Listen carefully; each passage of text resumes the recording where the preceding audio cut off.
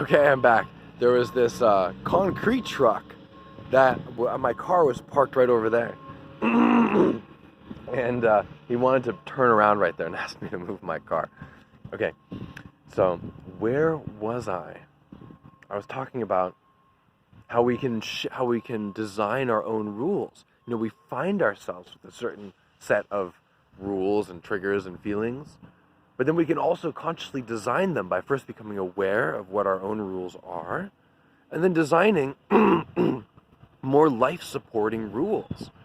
So, for example, let me share an example with you.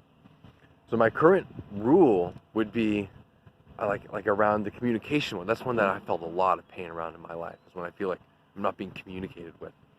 So instead of that rule that I described before, you'd say, okay, so here's the formula. The formula is that the first step is to make a better rule for the feeling. Because remember that all feelings are valuable. If you feel angry or you feel sad or you feel fear, like these feelings are built into us to trigger certain kinds of behavior that help us live functional lives. You might feel like it doesn't help you live functional lives, but think about, it keeps you alive, it keeps you moving, it keeps you rolling, it keeps you, with the basics. Thriving in life, I think, is a little different, and that's when we have to become consciously designing how what we think and how we feel. But just to get by, our body's designed to help us get by. So with the communication, like a better rule for feeling hurt is only, for example, is only if someone is, So here's another thing. You don't want to make your rules being dependent on other people. You want them to depend on yourself. It's like, I only feel hurt if I am intentionally sabotaging my own progress in life. Something like that.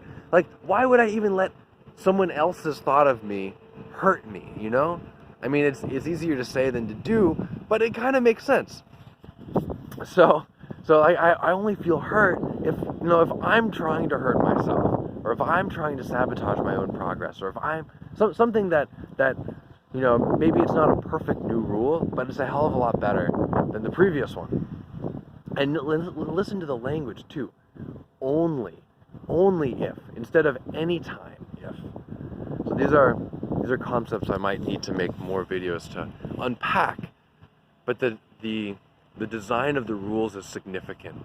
To basically limit yourself from feeling disempowering feelings that are destructive to your experience of life, and so you reduce the likelihood that you feel things that aren't useful for you, and you increase the likelihood of experiencing things that are useful for you. So I think I'll need to make another video to continue this topic about the other side of the rules, of designing your rules that lead you towards the positive feelings. We just focused on changing the rules that lead you towards the painful feelings. So we have yet another session to do on the rules that lead you towards the positive feelings. I hope this made sense. I've been practicing this for a while, but I'm not used to explaining it. And I learned it in a context that had a lot of time and a lot of explanation. So I'm sure there's tons of things that I'm forgetting to share, or things that I forgot I even learned in the first place. But here's my best shot at it for you. I hope you got some value from it. And I wish you abundant joy and fulfillment, freedom from any kind of debilitating pain, and the ability to access your cosmic love and light and live that fully. All right, checking out here from Fairfield, Iowa. Love and light. Talk to you again soon.